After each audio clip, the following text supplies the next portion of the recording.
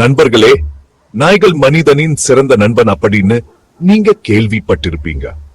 ஆனா 2000 வருஷத்துக்கு முன்னாடியே தமிழ் புலவர்கள் நாய்களே பத்தி பாடியிருக்காங்கன்னு உங்களுக்கு தெரியுமா? வாங்க, நாய்களை பத்தின சில சுவாரஸ்யமான விஷயங்களை தெரிஞ்சுக்கலாம்.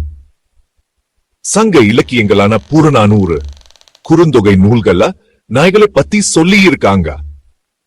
அப்பவே நாய்கள் பாதுகாப்புக்கும் வேட்டைக்கும் உதவி இருக்கு.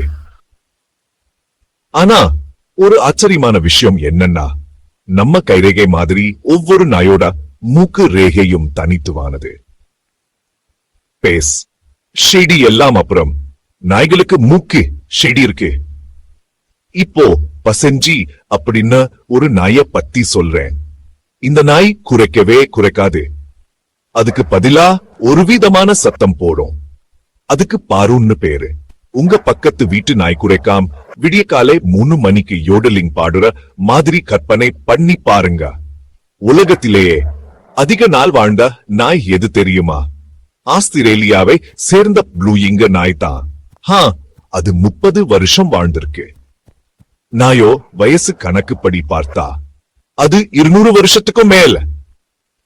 அதனால அடுத்த முறை நீங்க ஒரு நாயை பார்த்தீங்கன்னா அது பல நூற்றாண்டுகளா நம்ம சூடு இருக்குன்னு நினைச்சு பாருங்க.